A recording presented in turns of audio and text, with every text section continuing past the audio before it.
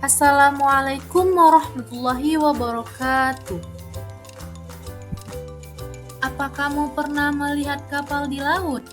Lalu, mengapa kapal tidak tenggelam di laut meskipun membawa banyak orang dan barangnya? Yuk kita pelajari sama-sama. Nah, hal ini dapat terjadi karena adanya hukum Archimedes. Jadi, hari ini kita akan pelajari hukum Archimedes. Kompetensi dasar 3.3 menerapkan hukum-hukum fluidastatis dalam kehidupan sehari-hari. 4.3 merencanakan melakukan percobaan yang memanfaatkan sifat-sifat fluidastatis. Berikut hasil presentasi dan pemanfaatannya. Adapun tujuan pembelajaran hari ini yaitu menjelaskan hukum Archimedes, menganalisis syarat benda yang terapung, melayang, dan tenggelam, memahami penerapan hukum Archimedes dalam kehidupan sehari-hari, melakukan percobaan mengenai syarat benda terapung, melayang, dan tenggelam. Selanjutnya, ada yang tahu siapa itu Archimedes? Nah, Archimedes adalah seorang ilmuwan terkemuka yang berasal dari Sirakus atau Yunani. Beliau hidup di zaman 287 sampai 212 sebelum Masehi. Bunyi hukum Archimedes. Sebuah benda yang dicelupkan sebahagian atau seluruhnya ke dalam zat cair akan mendapatkan gaya ke atas yang besarnya sama dengan berat zat cair yang dipindahkan. Bisa kalian lihat di gambar bahwa besar gaya apung sama dengan berat zat cair yang dipindahkan benda. Jadi, itu ada volume awal zat cair, kemudian dimasukkan benda menjadi volume kedua. Nah, perubahan volumenya itu sama dengan besar gaya apungnya. 3 kemungkinan posisi benda jika berada dalam zat cair. Pertama, tenggelam, kedua, melayang, ketiga, merapung. Baiklah, kita akan melakukan percobaan sederhana. Ada alat dan bahannya: 3 gelas air, 3 biji telur, garam, dan sendok.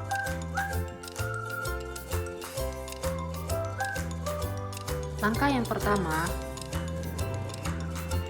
kita masukkan telur ke dalam gelas pertama. Maka hasilnya telur akan dalam keadaan tenggelam. Nah, langkah yang kedua,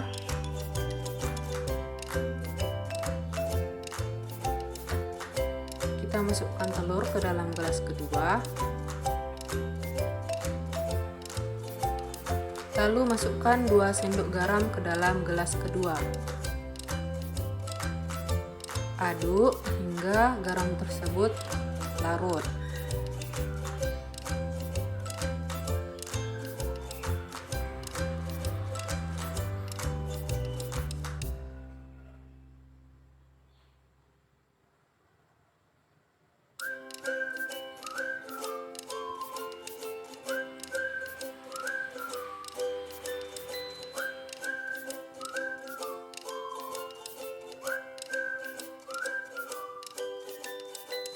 Maka hasilnya telur dalam keadaan melayang. Langkah yang ketiga, bendanya masih sama, yaitu telur. Kita masukkan ke dalam gelas ketiga. Selanjutnya, kita masukkan garam, 3 garam ke dalam gelas ketiga.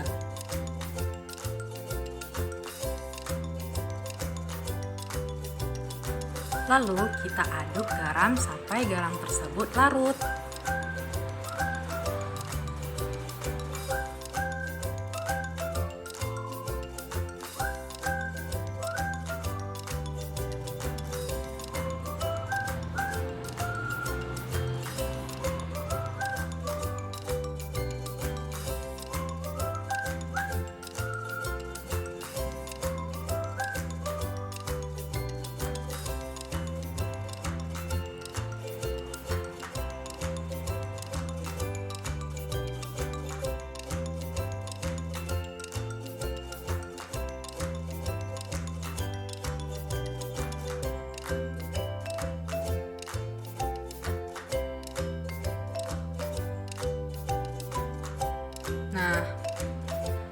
maka hasilnya akan terjadi seperti ini. Telur dalam keadaan terapung.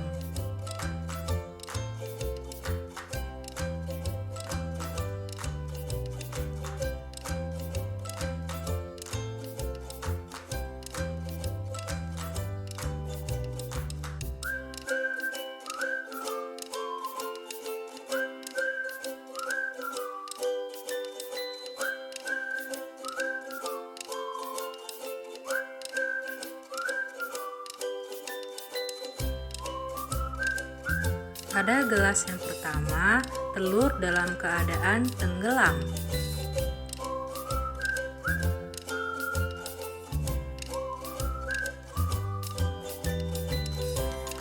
Sedangkan pada gelas kedua, telur dalam keadaan melayang.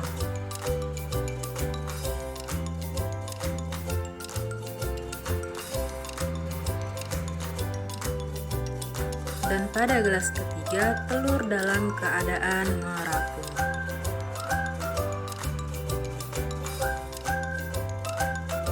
Nah, mengapa telur bisa tenggelam? Alasannya adalah karena massa jenis telur lebih besar daripada massa jenis air. Nah, sedangkan gaya berat telur lebih besar dari gaya apungnya.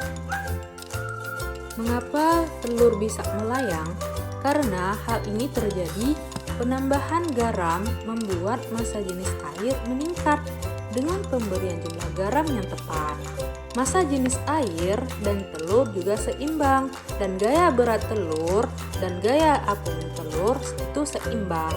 Selanjutnya, mengapa telur bisa merapung? Dikarenakan semakin banyak pemberian garam membuat massa jenis air semakin besar. Dan gaya apung telur semakin besar juga, sehingga telur akan terapung. Kesimpulannya adalah air garam memiliki massa jenis lebih tinggi daripada air tawar. Yang pertama, telur tenggelam. Kenapa? Karena massa jenis air lebih rendah daripada telur. Yang kedua, telur melayang. Kenapa? Karena massa jenis air seimbang dengan telur. Dan yang ketiga adalah telur merapung.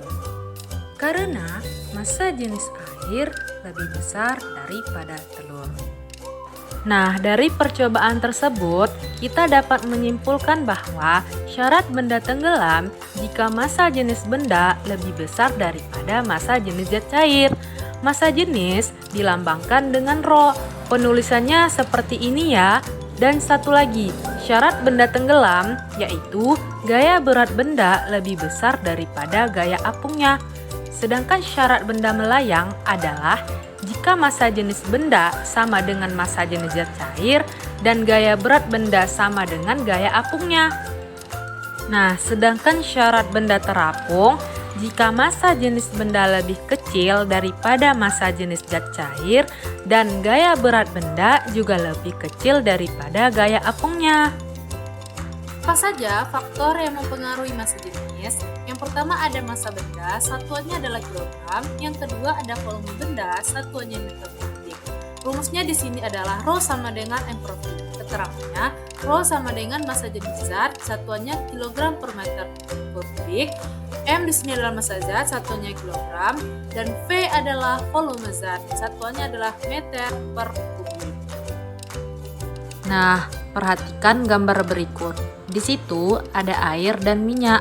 Antara minyak dan air, manakah yang memiliki massa jenis yang lebih besar? Air ataukah minyak?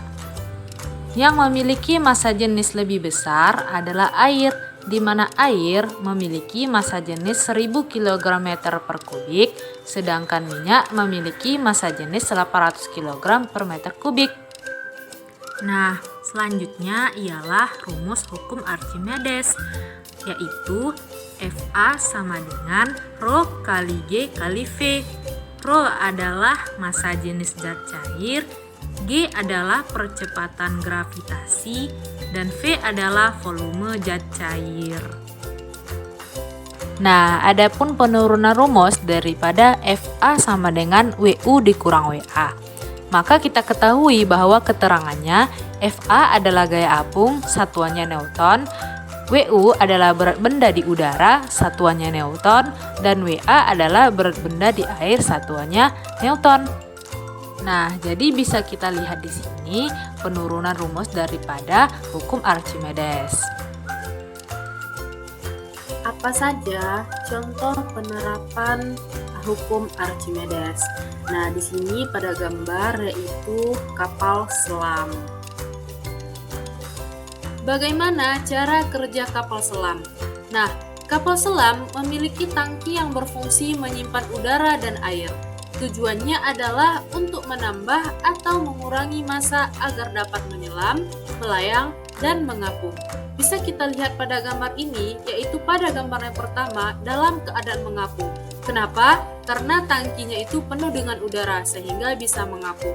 Sedangkan pada gambar yang kedua, tangkinya ini setengah, yaitu air laut keluar dari tangki, sedangkan setengah lagi itu udara bertekanan tinggi masuk ke tangki sehingga dalam keadaan melayang. Sedangkan pada gambar yang ketiga yaitu tangkinya dalam keadaan tenggelam karena tangki penuh dengan air laut sehingga bisa tenggelam.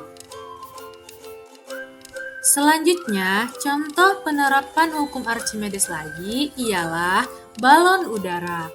Balon udara dapat naik atau terbang karena massa jenisnya lebih kecil daripada udara luar sekitar balon. Jadi, di dalam balon itu diisi oleh gas yang ringan supaya massa jenisnya lebih kecil daripada udara luar. Balon udara tidak berhubungan dengan air, tetapi prinsip kerjanya sama dengan yang ada di hukum Archimedes, yaitu seperti konsep terapung. Massa jenis balon udara lebih ringan daripada massa jenis udara di sekitarnya, sehingga balon udara naik ke atas untuk membuat balon udara yang massa jenisnya lebih kecil. Contoh penerapan hukum Archimedes lainnya yaitu jembatan Poton. Jembatan Poton adalah jembatan yang tersusun atas drum-drum tertutup rapat yang berisi udara sehingga dapat terapung di permukaan air. Contoh soal: sebuah batu dengan volume 1 meter kubik tercelup seluruhnya ke dalam air dengan massa jenis 1000 kg per meter kubik.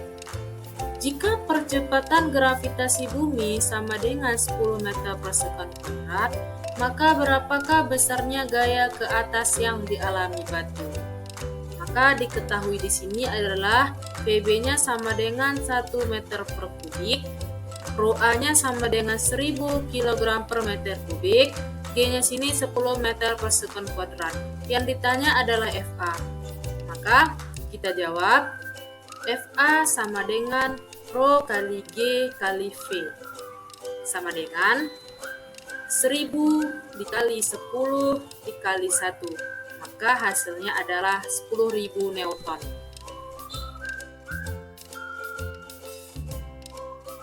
Contoh soal lagi yaitu sebuah benda ketika di udara beratnya 500 Newton.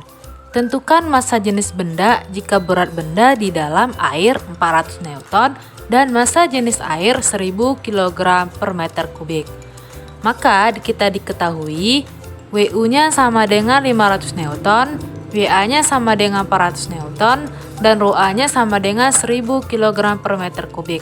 Yang ditanya adalah ρB. Maka kita jawab, di sini ada dua langkah. Langkah yang pertama, FA sama dengan Wu dikurang Wa sama dengan 500 dikurang 400, maka hasilnya 100 Newton. Pada langkah yang kedua yaitu ρB per ρA sama dengan Wu per FA. ρB per 1000 sama dengan 500 per 100. Maka kita pindahkan 100, ρB sama dengan 1000 dikali 500.